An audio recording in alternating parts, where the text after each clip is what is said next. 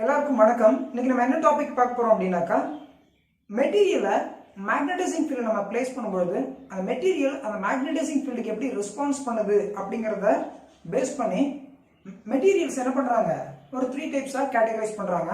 அதில் ஒன்று என்ன அப்படின்னா டயாமேக்னெட்டிக் மெட்டீரியல், செகண்ட் ஒன் சொல்லி பார்த்தோம்னா பேராமேக்னெட்டிக் மெட்டீரியல், தேர்ட் ஒன் சொல்லும்போது ஃபெரோ மேக்னெட்டிக் மெட்டீரியல். அதில் டயாமேக்னெட்டிக் மெட்டீரியலுடைய ப்ராப்பர்ட்டிஸ் நம்ம டிஸ்கஸ் பண்ணலாம். சரிங்களா? ஸோ டயாமேக்னெட்டிக் மெட்டீரியல் அப்படிங்கிறதுல அந்த பேர்ல ஒன்று வருது பாருங்க, டைனா ரெண்டு, அதை மைண்ட்ல ஃபிக்ஸ் பண்ணிக்காங்க, ஏன் வந்துச்சுன்னு சொல்லலாம். அதுக்கு முன்னாடி பேசிக்கா நமக்கு தெரியும், ஒரு ஆட்டம் இருந்துச்சு அப்படின்னாக்கா அந்த ஆட்டத்துல நியூக்ளியஸ் இருக்கும், நியூக்ளியஸை எலக்ட்ரான்ஸ் சுத்தி வரும், அப்படித்தானே? அப்போ ஒரு எலக்ட்ரான் இருக்கு அப்படின்னாக்கா, சப்போஸ் எலக்ட்ரான் எப்படி கிளாக் வைஸ்ல சுத்துது அப்படின்னா கரண்ட் ஆன்டி கிளாக் வைஸ்ல இருக்கும். அதனால இந்த ஆர்பிட் லெவல்ல நமக்கு என்ன ப்ரொடியூஸ் ஆயிடும், மேக்னெட்டிக் ஃபீல்ட் ப்ரொடியூஸ் ஆயிடும். ஒரு இந்த பக்கம் வந்து நமக்கு சப்போஸ் இந்த மாதிரி வச்சுக்கோங்களேன், இதுதான் அந்த எலக்ட்ரான் ரிவால்வ் கூடிய ஆர்பிட்னு வச்சுக்கோங்க. இப்படி நமக்கு எலக்ட்ரான் ரிவால்வ் ஆச்சுன்னா கரண்ட் இப்படி இருக்குமா, அப்போ மேக்னெட்டிக் ஃபீல்டு இப்படி இருக்கும். சரிங்களா? இப்படியே இருக்கும். அப்போ இங்கேருந்து ஆரம்பிச்சு இப்படி ஒரு மேக்னெட்டிக் ஃபீல்ட், இப்படி ஆரம்பிச்சு இப்படி வரும். அப்போ இது நார்த் போல் மாதிரியும் இது சவுத் போல் மாதிரியும் இருக்கும். நம்ம ஏற்கனவே டிஸ்கஸ் பண்ணியிருந்தோம். அடுத்து பார்த்தோம் அப்படின்னாக்கா, மேக்னெட்டிக் ஃபீல்ட் இந்த பிளேனுக்கு, இந்த ஆர்பிட்டல் பிளேனுக்கு எப்படி இருக்கும், பர்பெண்டிகுலரா இருக்கும் அப்படிங்கறத நம்ம தெரிஞ்சுக்கணும். அடுத்தது இந்த ஆட்டம் லெவல்லையே டைபோல் மொமெண்ட் ப்ரொடியூஸ் ஆயிடும், மேக்னெட்டிக் டைபோல் மொமெண்ட்டும் ப்ரொடியூஸ் ஆயிடும். இந்த டைபோல் மொமெண்ட்டும் எப்படி இருக்கும், இந்த ஆர்பிட்டல் பிளேனுக்கு பர்பெண்டிகுலரா இருக்கும். சரிங்களா? இது மேக்னெட்டிசிங் ஃபீல்டு இல்லாத லெவல்ல, that means external magnetic field இல்லை அப்படின்னாக்கா இந்த டைபோல் மொமெண்ட் அப்படிங்கிறது ரேண்டம் டைரக்ஷன்ல இருக்கும். பிளேன்ஸும் ஒன்று எப்படி இருக்குனாக்கா எப்படி இருக்கலாம், இப்படி இருக்கலாம், இப்படி இருக்கலாம், இப்படி இருக்கலாம், இப்படி இருக்கலாம்னு சொல்லிட்டு அந்த டிஃப்ரெண்ட் ஓரியன்டேஷன்ல இந்த பிளேன் இருக்கும், ஆர்பிட்டல் பிளேன் இருக்கும். ஆர்பிட்டல் பிளேன் டிஃப்ரெண்ட் ரேண்டம் டைரக்ஷன்ல இருக்கிறதுனால ஆர்பிட்டல் டைபோல் மொமெண்ட் எப்படி இருக்கும், ரேண்டம் டைரக்ஷன்ல இருக்கும். ஸோ ஓவரால் பார்த்தோம் அப்படின்னாக்கா நமக்கு நெட் டைபோல் மொமெண்ட் என்ன ஆயிடும், நமக்கு 0 அப்படின்னு சொல்லிட்டு இருக்கும். சரிங்களா? இதை நம்ம ஏற்கனவே டிஸ்கஸ் பண்ணது. சப்போஸ் ஒரு ஆர்பிட்ல ஒரு எலக்ட்ரான் இருந்துச்சுன்னா நமக்கு ஏதோ ஒரு டைரக்ஷன்ல என்ன ஆயிடும் அப்படின்னா டைபோல் மொமெண்ட் டெவலப் ஆயிடும். சரிங்களா? இப்போ ஒரு ஆர்பிட்ல 2 எலக்ட்ரான் இருக்குன்னு வச்சுக்கோங்களேன், இருக்கலாம். ஒரு ஆர்பிட்ல 2 எலக்ட்ரான் இருக்கலாம். ஆனா இந்த எலக்ட்ரானுடைய ஸ்பின் லெவல் எப்படி இருக்காது, ஒரே மாதிரி இருக்காது. ஒரு எலக்ட்ரானுடைய ஸ்பின் நமக்கு வந்து அப்வர்ட் ஸ்பின் இருந்துச்சு அப்படின்னா இன்னொரு எலக்ட்ரானுடைய ஸ்பின் எப்படி இருக்கணும், டவுன்வர்டா தான் இருக்கும். சரிங்களா?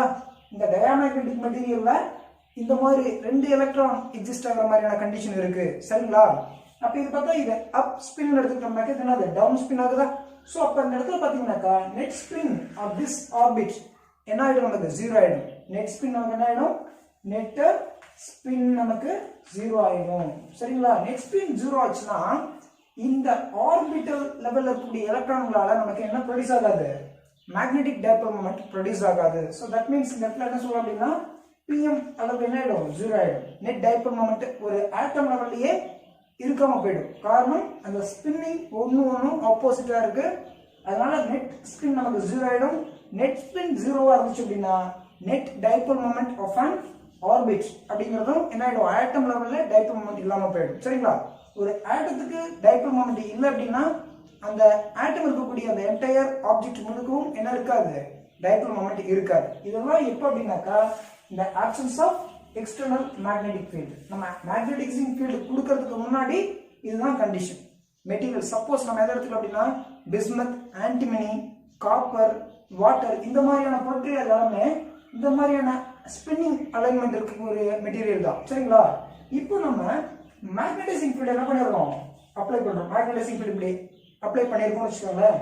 இப்போ இந்த டயாமேக்னெட்டிக் மெட்டீரியல்ல 2 ஸ்பின் இருக்குன்னு சொன்னோம் இல்லையா, ஒன்னு அப் ஸ்பின், இன்னொரு டவுன் ஸ்பின். இந்த மேக்னெட்டிசிங் ஃபீல்டு அப்ளை பண்ண உடனே என்ன ஆகும் அப்படின்னா இதுல இது ஒரு எலக்ட்ரான், இது ஒரு எலக்ட்ரான், இதுல இந்த எலக்ட்ரான் இருக்கு பாருங்க, இந்த மேக்னெட்டிசிங் ஃபீல்டுக்கு இந்த ஸ்பின் எப்படி இருக்கு, பேரலா இருக்கு. இந்த எலக்ட்ரானோட ஸ்பின் இந்த மேக்னெட்டிசிங் ஃபீல்டுக்கு எப்படி இருக்கு, ஆன்டி பேரலா இருக்கு. சரிங்களா? இந்த மேக்னெட்டிசிங் ஃபீல்டு கொடுக்கும் பொழுது இந்த எலக்ட்ரானோட ஸ்பீட் என்ன ஆகுது, நமக்கு ஸ்லோ டவுன் ஆகுது. எலக்ட்ரான் ஸ்பின் என்ன ஆகுது, இதுக்கு பேரலா ஸ்பின்னிங் இருக்கக்கூடிய எலக்ட்ரானுடைய ஸ்பீட் என்ன ஆகுது, ஸ்லோ டவுன் ஆகுது. இந்த அப்ளை பண்ணக்கூடிய மேக்னெட்டிசிங் ஃபீல்டுக்கு ஆன்டி பேரலா ஸ்பின் இருக்கக்கூடிய எலக்ட்ரானுடைய ஸ்பீட் என்ன ஆகுது, நமக்கு இன்க்ரீஸ் ஆகுது. சரிங்களா? அப்போ இந்த மேக்னெட்டிசிங் ஃபீல்டுடைய ஸ்பீட் ஸ்லோ டவுன் ஆகுது, இந்த எலக்ட்ரானுடைய ஸ்பீட் என்ன ஆகுது, ஸ்பீடப் ஆகுது, இன்க்ரீஸ் ஆகுது. அதனால நல்லா கவனிங்க, இந்த சாம்பிள் இருக்குன்னு வச்சுக்கோங்களேன், இந்த சாம்பிள்ல மேக்னடைசிங் ஃபீல்டு எதுவும் கொடுக்கல அப்படின்னா spinning zero, that means net dipole moment எதுவும் இருக்காது. இப்போ இந்த மேக்னடைசிங் ஃபீல்டு நம்ம அந்த சாம்பிள் அப்ளை பண்ண உடனே டயாமேக்னெட்டிக் மெட்டீரியல் சொல்லக்கூடிய வாட்டர், காப்பர், பிஸ்மத், ஆன்டிமனி இந்த மாதிரி பொருட்கள் மேக்னடைசிங் ஃபீல்டு கொடுக்கும்பொழுது இதுல ரெண்டு ஸ்பின்ல ஒரு ஸ்பின்னோட அளவு என்ன ஆகுது, நமக்கு வேனிஷ் ஆகுது. சரிங்களா? அப்போ எது வேனிஷ் ஆகுதுனாக்கா எதோட வேகம் குறையுதோ அந்த எலக்ட்ரானோட ஸ்பின்னிங் வேல்யூ என்ன ஆகுது, வேனிஷ் ஆகும். ரிமைனிங் யார் மட்டும் இருப்பாங்க, நம்ம அப்ளை பண்ணக்கூடிய மேக்னெட்டிக் ஃபீல்டுக்கு ஆன்டி பேரலா ஸ்பின்னிங் கொடுக்கக்கூடிய எலக்ட்ரான் தான் எக்ஸிஸ்ட் ஆயிருக்கும். இப்போ இந்த ஆன்டி பேரலா கூட இந்த எலக்ட்ரான் என்ன பண்ணுது அப்படின்னாக்கா, நல்லா கவனிங்க, நாம இப்படித்தானே மேக்னெட்டிக் ஃபீல்டு அப்ளை பண்றோம். இந்த ஆன்டி பேரலா இருக்கக்கூடிய இந்த எலக்ட்ரான் என்ன பண்ணும் அப்படின்னாக்கா, இந்த சாம்பிளுக்குள்ள இதுக்கு நம்ம அப்ளை பண்ணக்கூடிய மேக்னடைசிங் ஃபீல்டுக்கு ஆப்போசிட் டைரக்ஷன் என்ன பண்ணும், டைபோல் மொமெண்ட்டை கிரியேட் பண்ணிடும். சரிங்களா? இப்போ இது வந்து இன்டியூஸ் ஆன டைபோல் மொமெண்ட். ஏற்கனவே பார்த்தீங்கன்னா இந்த சாம்பிள்ல என்ன இருக்காது, டைபோல் மொமெண்ட்டே இருக்காது. நெட் டைபோல் மொமெண்ட் நம்ம என்னன்னு சொல்லியிருந்தோம், ஜீரோன்னு சொல்லியிருந்தோம். மேக்னடைசிங் ஃபீல்டு கொடுத்த உடனேவும் அதுல ஒரு எலக்ட்ரானோட ஸ்பின்னிங்கோடைய வேகம் என்ன ஆகுது, குறையுது. இன்னொரு ஸ்பின்னிங் ஆஃப் எலக்ட்ரானோட வேகம் என்ன ஆகுது, அதிகரிக்குது. ஒரு கட்டத்தில் இந்த ஸ்பின் இந்த எலக்ட்ரானோடைய இம்பார்ட்டன்ஸ் இல்லாம போயிடும். யார் மட்டும் தான் டாமினேட் பண்ணிருப்பாங்க, இந்த ஆன்டி பேரலல்ஸ் இருக்கக்கூடிய இதுக்கு ஆன்டி பேரலல் எலக்ட்ரானுடைய ரோல் மட்டும்தான் இங்க பிளே ஆகும். சரிங்களா? அந்த விதத்துல இந்த எலக்ட்ரான் இந்த டயமேக்னெட்டிக் சாம்பிளுக்குள்ள மேக்னெட்டிக் மொமெண்ட்டை இன்டியூஸ் பண்ணிடுது. இன்டியூஸ் பண்ணிது என்ன பண்ணும் அப்படின்னாக்கா, நம்ம அப்ளை பண்ணக்கூடிய இந்த மேக்னடைசிங் ஃபீல்டு இருக்கு இல்லையா, இதுக்கு ஆப்போசிட் டைரக்ஷன்ல ஒரு மேக்னெட்டிக் ஃபீல்டை கிரியேட் பண்ணி இந்த மேக்னெட்டிக் ஃபீல்டை என்ன பண்ண சொல்லி விடாது, உள்ளேயே இந்த மேக்னடைசிங் ஃபீல்ட் ஒருபோதும் இந்த மெட்டீரியலுக்குள்ள புக சொல்லியே விடாது இந்த உருவான டைபோல் மொமெண்ட். சரிங்களா?